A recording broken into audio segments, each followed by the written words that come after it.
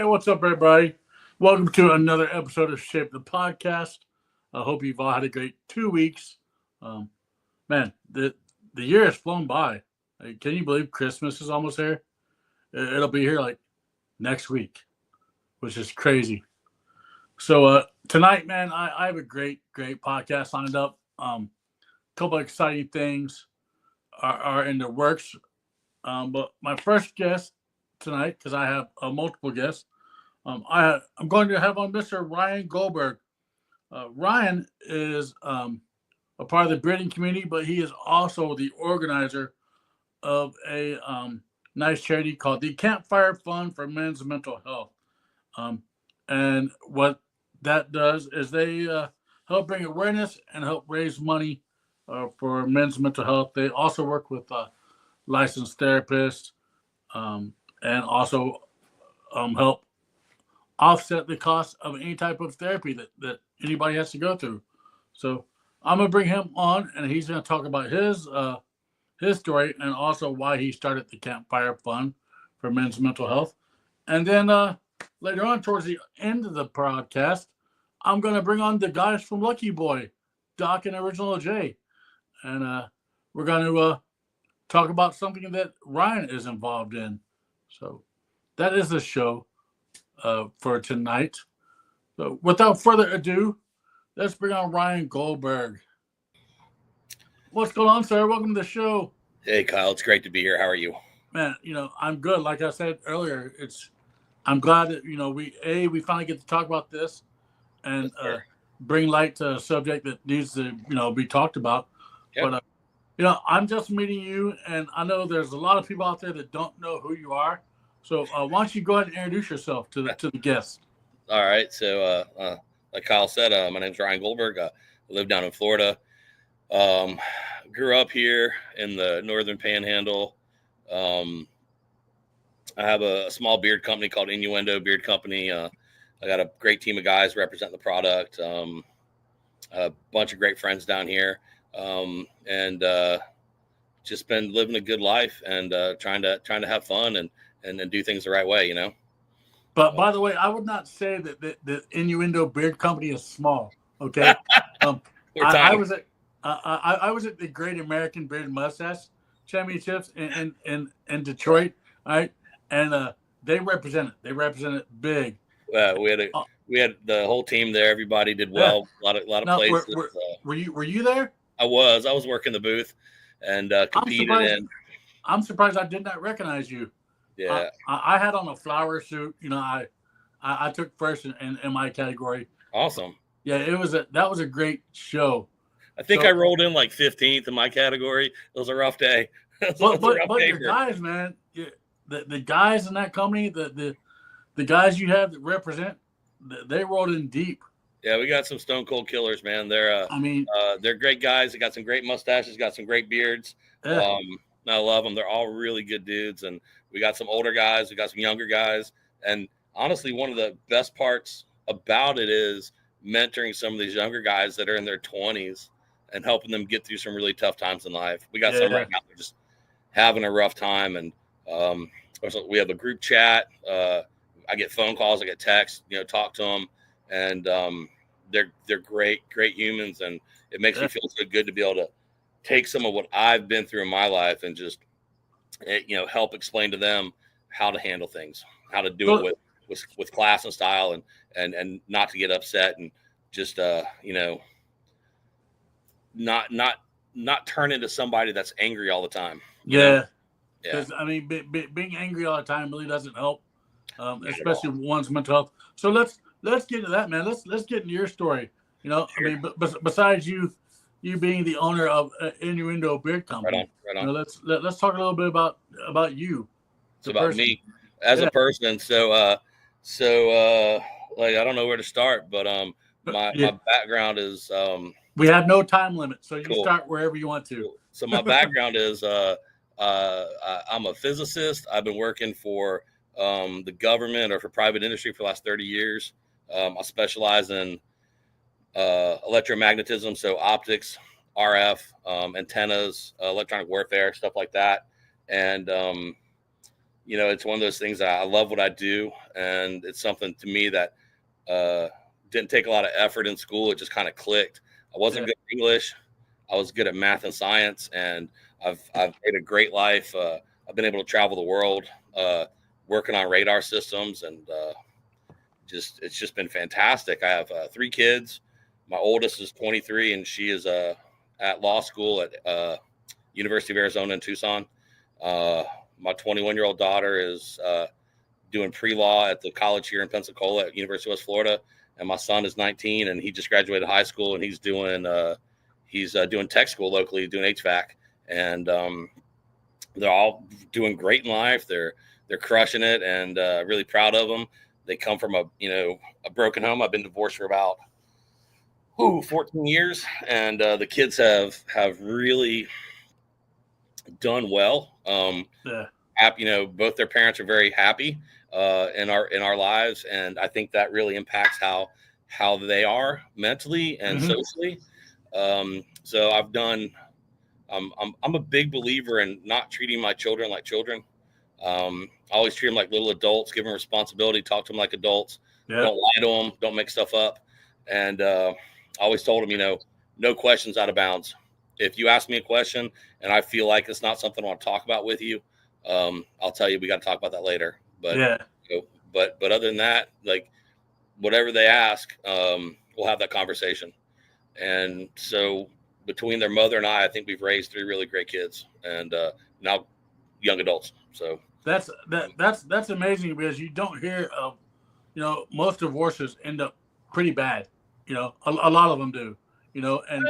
And so sometimes you have the parent, either parent, that they try to turn the kids, against one another. It's true, and I may be guilty of that at some point in my life, but I'm not saying I like their mom a lot as a person, and I don't really have conversation with her anymore. But like whatever the kids need, I take care of, I help them. Even though my oldest is married in the law school, I was talking with her Friday, and I guess I didn't realize it was their 2nd wedding anniversary, and she mentioned, I go, what are you guys doing? And what are you doing for it? They're like, oh, we're just gonna go out and go to the Cheesecake Factory. And I was like, well, let me help you with that. Let me pay for that. You got my credit card, so please. Yeah. He's like, seriously? I'm like, yeah, of course, And but always try and be there for them, whatever it is, financial, or if it's just usually a phone call to talk about their day or how things are going, or how frustrated they might be with the situation. Imagine how that is. I mean, yeah. Especially, I mean, it's got to be hard, and dealing with that. But at least they're old enough now to where they can understand more about it, Yep. They get it. So, well, like with you, like going through that whole divorce that you went through, I'm sure that messed with your mental psyche. It had to be, depending on how the relationship was, Of course. Let me have a sip of this real quick, and I'll explain that. So, I got divorced at 35 after spending, 10 years of my career building a family, house, life for everybody. And when I walked away, I didn't walk away when I was asked to leave. I basically had my car, my clothes, and my tools, and that was it. And my ex-wife kept my kids, my dogs, my house, our kids, our dogs, and everything that was in it. So for a year and a half, I didn't have the ability to have an apartment or a house, and I couch surf with my friends. And on weekends that I had my kids, I stayed with my mom. Which, being 35, it's kind of embarrassing. It's hard to date after a divorce if you don't have a place to go. True. And hey, you want to come hang out on my friend's couch? Yeah, that was it. I actually eventually a employee of mine, one of the guys that worked for me, said, I noticed that you've been missing a lot of work lately. And I said, well, I don't exactly have money to pay for gas right now. So, I was driving 135 miles round trip to the base I was working at. And he goes, why don't you stay with us?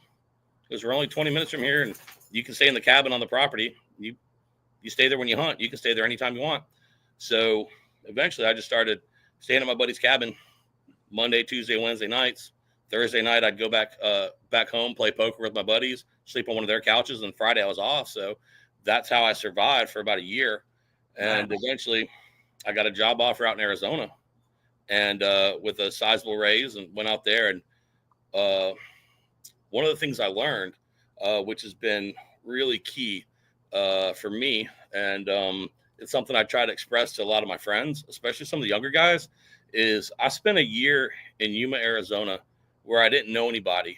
And I had a 63-person team, and they hired me to make it more efficient. And I didn't want to make friends with my employees because I knew there's a good chance I have to fire a lot of them. Yeah.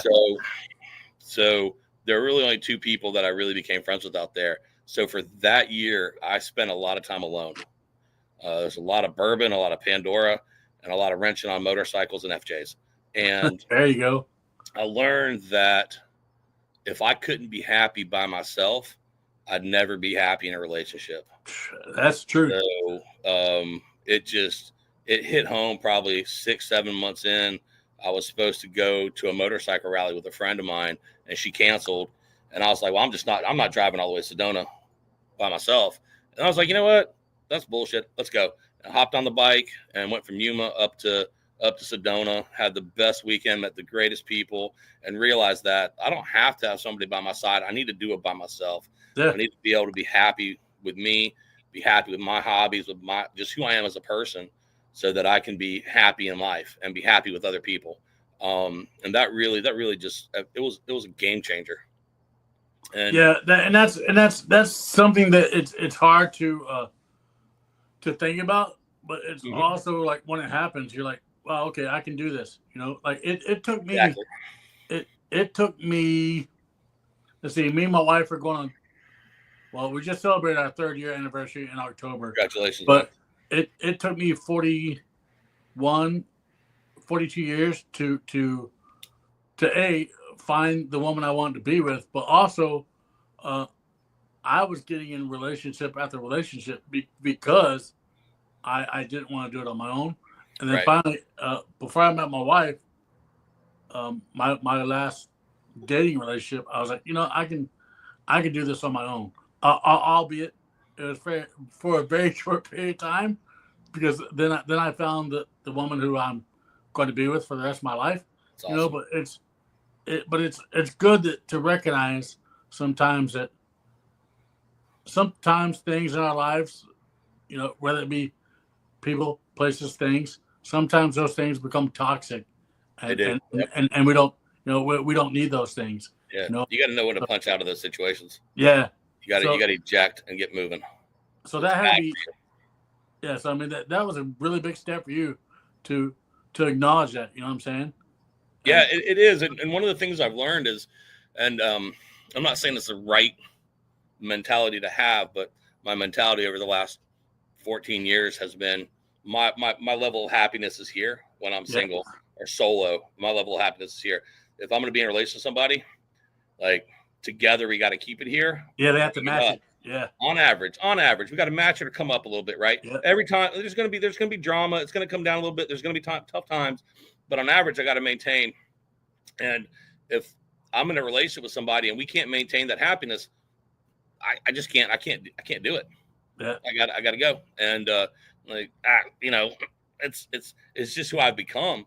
And I'm sure there'll be somebody that I'll meet at some point in time that'll make me kind of change my thought process. But right now, it is. Well, I mean, you've seen it, in the breeding community, and you've had relationships formed with people in the breeding community.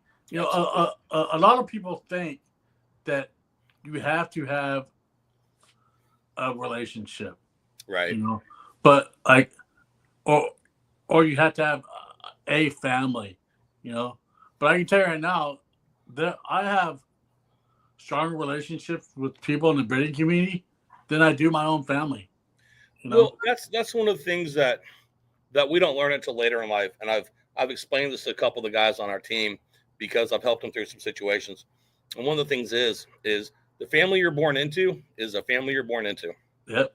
But the family you choose, the friends, the good friends, the ones that help you through those hard times, the ones that take care of you, that's the real family that's going to always be there. Your blood family may not always be there for you. And some families are fantastic. Some families are amazing, but not all of them. And so you can't always go back and go, well, that's my brother, that's my uncle, that's my blood family. And I got to do whatever I can for them. You got to look at the friends you developed and the family you choose, and understand that they may not be blood, but a lot of times that family is better. It's better for you, So that's actually a good segue, because you started this. I'm gonna call it a mission, the Campfire Fund, but you started that because you lost a family member, quote unquote. Yeah, absolutely. Let's talk about that. All right, so probably late 2019, early 2020, I met a young man. His name was Elijah Steverson. I was in a situation in my life where I didn't want to spend a lot of time at home. And so I was going out to the bars a lot, drinking too much for sure.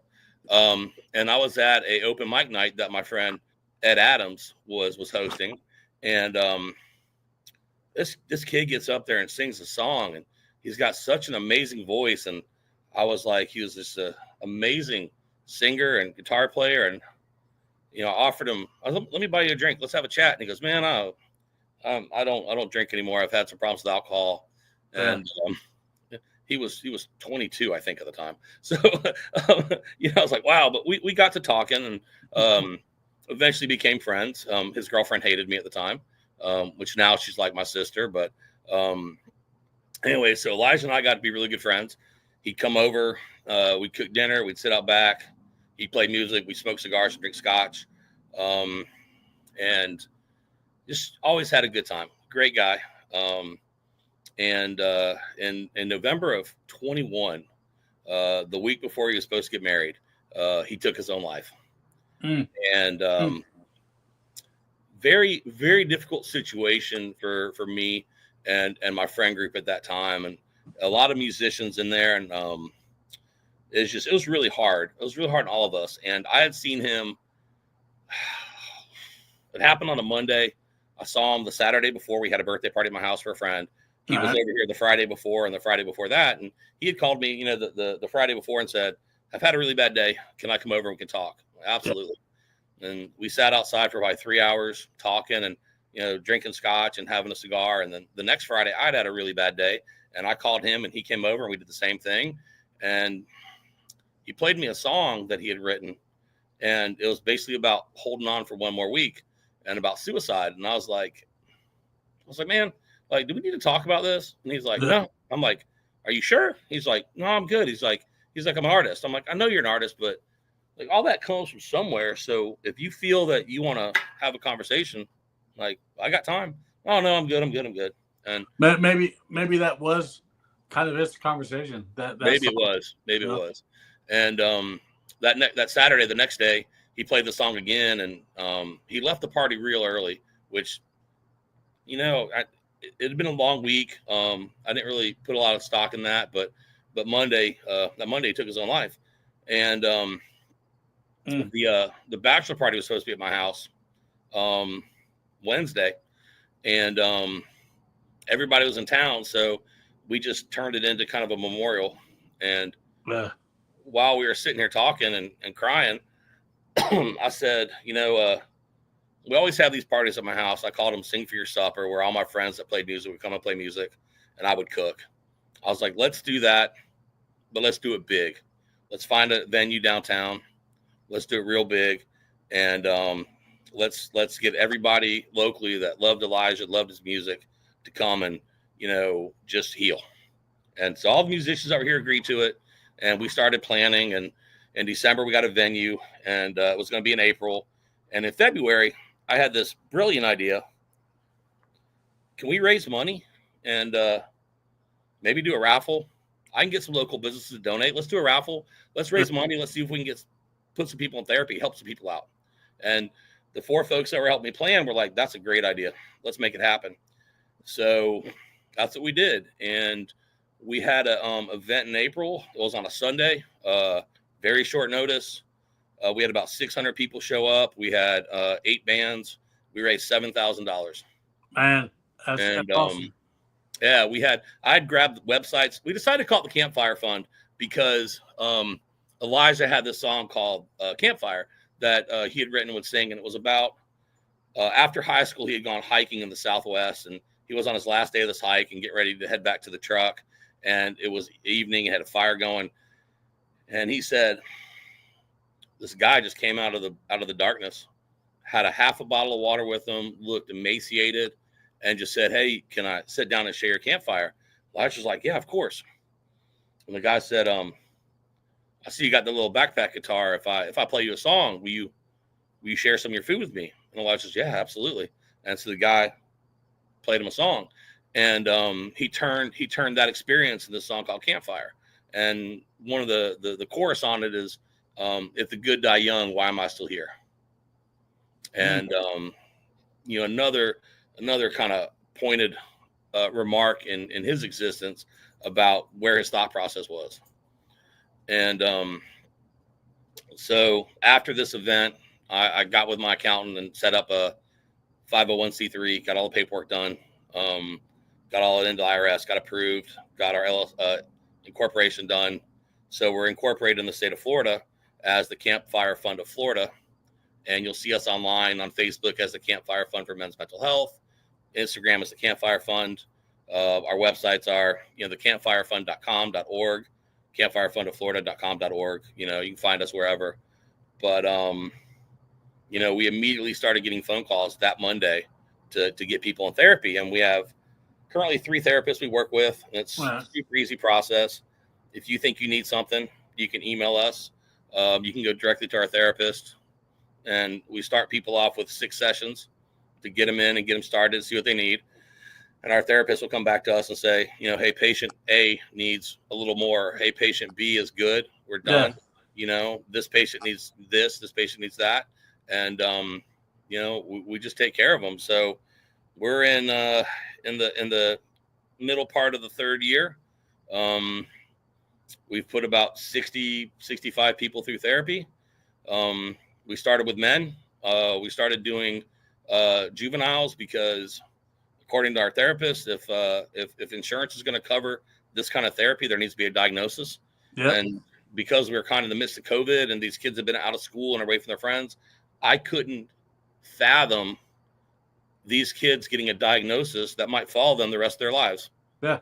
Just because they've had a really rough couple of years. That's not fair. So we'll pay for it. We'll make it happen. We run on about $20,000 a year, which is not a lot, but that's about 130 hours of therapy a year. That's a good amount of therapy. Yeah, we're making a dent. We're making a dent. It's a small dent, but a good amount of hopefully saving one life, and making their world a bit better. We're just tired of losing friends. Tired of losing friends. Can't do it. And if there's anything we can do to slow that process down, to stop that process, we decided that we do it. And so, we're not the biggest charity. We'll never will be, but we're 100% volunteers. Every penny we raise goes to therapy. It's just what we do. And we try and have events throughout the year to raise money. We do stuff online. We do beard events. We do cook-offs. We do these music events, and it's all part of it. And it's one of those things where you can't just sit back and let these things happen. Take an active role with your friends and your family, and try and let them know that you're there for them. And this is what we've done. And the community around here loves it. They support us really well, and it's great. It's I don't know. It's the least we could do. Yeah. Well, one thing that you said actually struck a chord with me, and I just want to point this out there, is that you said you're not the biggest charity, but you know what you have? You have the biggest heart. That might be fair. Because you're doing something that a lot of people have been afraid to do, or a lot of people are scared to do. You know, you're helping one person to get the help they need, you Right. know, to make their lives better. So yes, you might not be the biggest charity, but you have the heart, and that's all you need. You know, Yeah. the heart is first, the charity is second. Because Right. Right. if you have the heart to help, you know, then what you're doing through the charity, that just gets even bigger. You Yeah, know, that's true. That's very true. That's a good point. and Yeah. I just when you said that, I was like, no, man, he's wrong. He's wrong, but he's right. You know, so that is amazing. You know, man, and which brings me to this, because the guys are working backstage, but you know, a lot of my people who have been following the podcast here for the last month or so, um, know that Lucky Boy Beard Company and Shape the Podcast um, did a beard oil together. It's right here. Yes. Right? Yeah. It's called Fantastic. Hold Fast. Right? And what we want to do um, is, when I went to Jason and I went to Doc about this idea, was that I wanted to incorporate mental health into it. I wanted to help a mental health based charity. So I'm gonna bring on Jason and Doc, and then we'll talk about that, their involvement and your involvement, and let the masses know what's going on. So Sounds good. what? Look at that, Jason with his Santa hat on. All right, what's going on, gentlemen? Thanks. Hey, how's everybody? How are you, Kyle?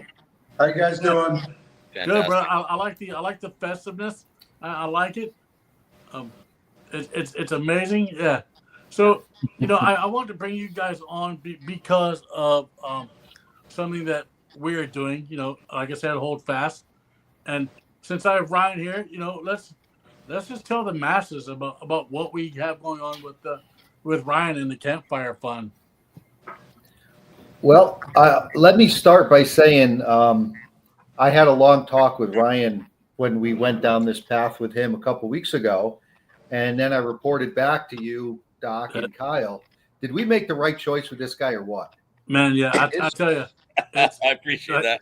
Like for me, yeah, it's a no brainer. You know. Mm-hmm.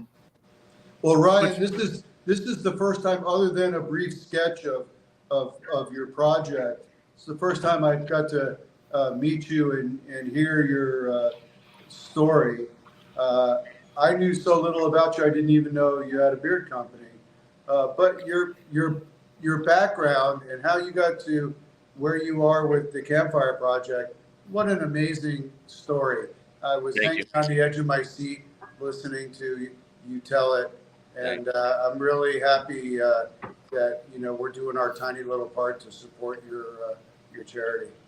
I appreciate that, Doc, and I appreciate your support. It's something that it's hard for us to do alone. I got a board of directors. There's 5 of us, and everybody, you know, is a volunteer. Everybody has a full-time job. But you know, this is something that we all loved Elijah. He was his friend and family, and so it's something we feel that we have to do. Yeah. So you know, if nobody knows, if you go order Hold Fast right here, you go order a bottle, all right, and $5 of that bottle, $5 of that will go towards the Campfire Fund, and help men's health, help somebody get the help that they need. That way, we don't see anybody, you know, committing suicide or anybody homeless or things of that nature. So I think it's awesome. I think that it's a well worth charity to give to, you know, especially with, you know, the time of season that it is. Everybody goes through some type of depression during the holidays. You know, the holidays are tough for people, you know, and so I thought, what better way to lift up the holidays, lift up the spirits, than to have this on, you know, and you're my last episode of 2020. It's a good place to be. I like that. It's a good place to be. Because I'm, you know, I want to make my last episode kind of big, you know, right. Just to that way going into the new year with something big. Right. But I tell you, from my end, watching, you know, people's response to Hold Fast, and it's been pretty crazy to see the impact that it's made on people's lives. but now it's going to be even better to see the impact that it makes on not just people who wear the beard oil, but like guys like the Campfire Fund who are helping those people. So, Yep. Thank you to Jason for reaching out and getting that done. It's just it's something that I'm blessed with. Like I told these guys before, I'm blessed to just be a small part of it. And it took me talking about something that I'm passionate about, and bring it to the forefront. So I appreciate you, and I appreciate these guys below that are awesome enough to do it. So it's really awesome. Like, people don't understand the bearding community, especially the competitive side of it, and they don't understand that everything we do is for charity. Yeah. All the events are for charity. And they look at guys with beards and they're like, I got to tell you, I've had a beard since I was in high school, but when I moved to Arizona, I had a couple of unfortunate incidents, and I decided I was going to stop trimming my beard and just let it go and see how long it take for people to stop talking to me. It took about 2 months. And it's one of the things where they see you and they see that big beard and they walk the other way. But legitimately, like, most of the people I've met through this community are just absolutely fantastic. Yeah. And they're just wonderful people. And so it's one of those don't judge a book by its cover situations. So I'm happy to be part of the community. I'm very happy to be involved with you gentlemen and this and the Hold Fast beard oil. It's Jason sent me a sample. It's fantastic. I love it. And I will say that when Jason and I talked, one of the things I immediately liked about Lucky Boy that we bonded over is that both our companies use essential oils. We don't use fragrance oils. We use essential oils. They're therapeutic in their base, and to have something that's good for you, and that has a positive impact on you, and also has a positive impact on your beard and your skin, it's fantastic. So I really, when Jason reached out, I remember I saw an ad. I think it was somebody on Instagram. It could have been Bob and Elliot. It could have been one of the guys from Innuendo. It could have been Jumpmaster Jay. It's somebody, but I saw them post the Lucky Boy stuff, and when I looked you guys up, I was like, they use essential oils. I love it. I got to check this stuff out. And then 2 days later, I get contacted by Jason. So that was fantastic. Serendipity. Yeah. It really was. And props. I think Emily probably made this look up. So huge thanks to Emily Diver and to Leslie Phillips for putting Emily in touch with the Campfire Fund, and Emily for putting us in touch. Those ladies, top notch, fantastic. Well, Ryan, as a maker, you're deeply familiar with essential oils. Yes, sir. I'm a doctor of acupuncture and Eastern medicine. Nice. And have been using essential oils therapeutically for like 30 years. And so before I started making beard oil, I had a deep relationship with the therapeutic qualities of essential oils. And we don't really talk about that in beard products. But when the whole idea started coming up, and one of, from our end, one of Original Jay's, he's like, hey, we should really do this. And when Original Jay feels that strongly about something, I get behind it too, because he's spot on with that stuff. Yeah. But you really didn't have a choice, Robert. I kind of just told you we're doing it. But it was kind of cool to build the formula based on essential oils that are deeply grounding and at the same time mood elevating. And, they're there for us to build how we want. Now, what I discovered when I started looking at it that way is a lot of the profiles that men like in their beard are profiles that do just that. There's a reason. Yeah. I just found that very interesting. Like, what we're attracted to is what grounds us and elevates our mental attitude. That's awesome. So, and then the label was fun to make. I'm a naval veteran. I think we might have some crossovers. Probably naval platforms you were building weapon systems on. Probably. Yeah. So, the idea of hold fast, that's an old naval term, for, keep moving forward when shit gets tough. So, yeah, it's kind of funny. When I started doing my beard product, it was because the guy I was buying from in Australia, he was over in Perth, stopped making it. So I bought a bunch from them, and when it ran out, started looking locally and just couldn't find anything I wanted. So I started making my own. And for a couple of years, I just passed it out to all my friends, get some input. It needs this, it needs that, a little bit of that, whatever. And eventually I said, let me get a brand going so I can sell a little bit of this, maybe recoup some money. And when I went to my graphic designer, the name was Hold Fast.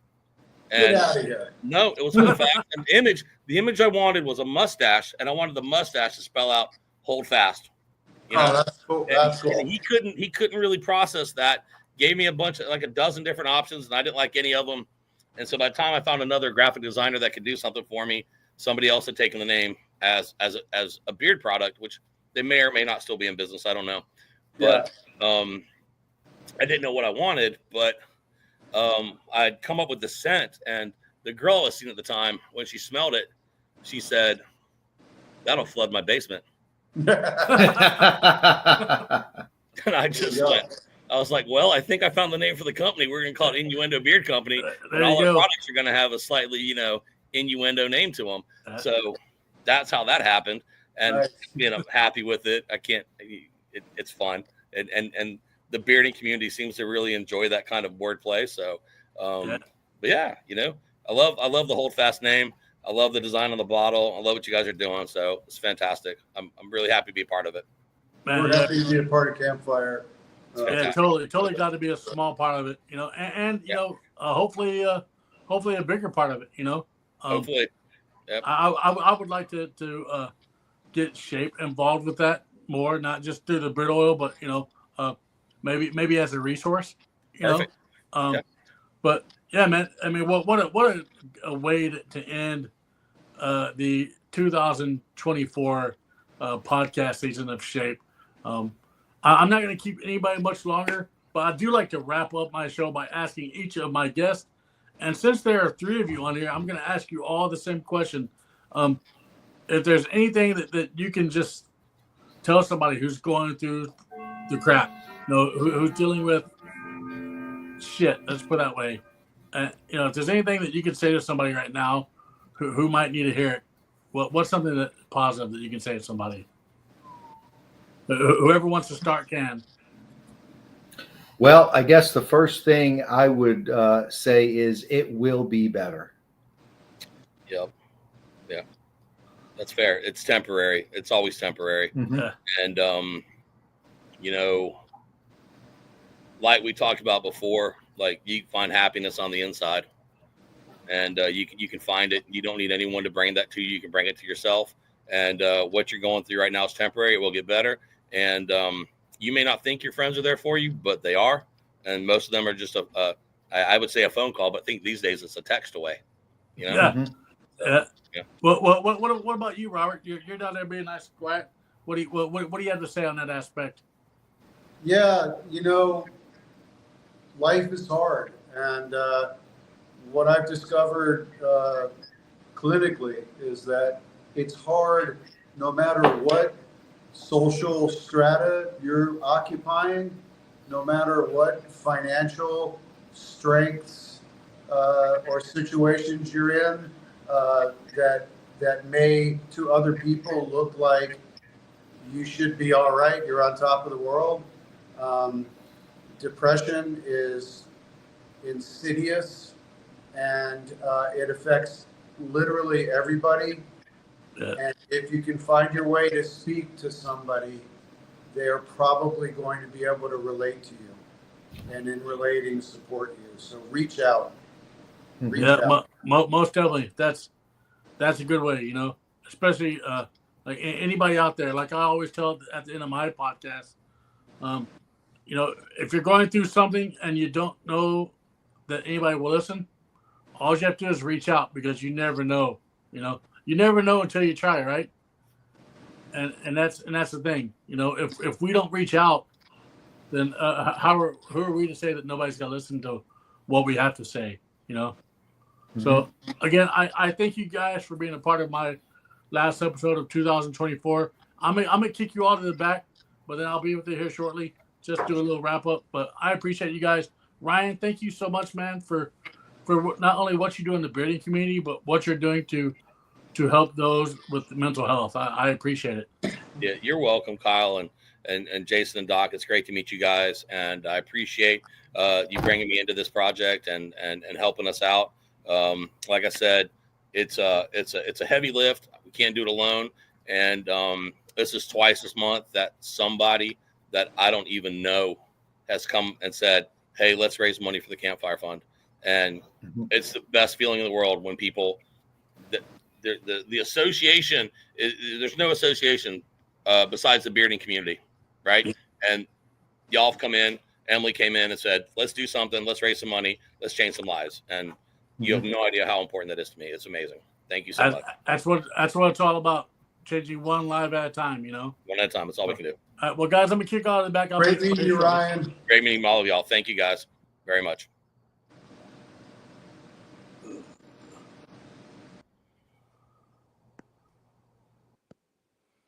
Well, guys and girls, that is it for 2024. I hope you all have had a great 2024.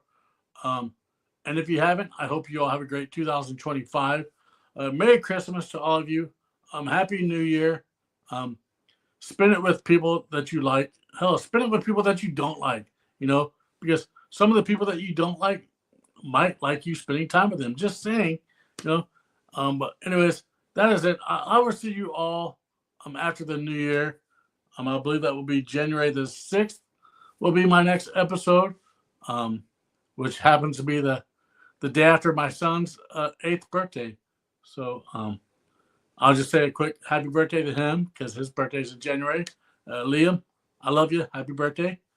And thank you all. If it wasn't for you guys and girls, this podcast would not be here.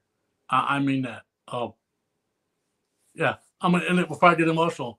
But happy holidays. Happy New Year. We'll see you in 2025.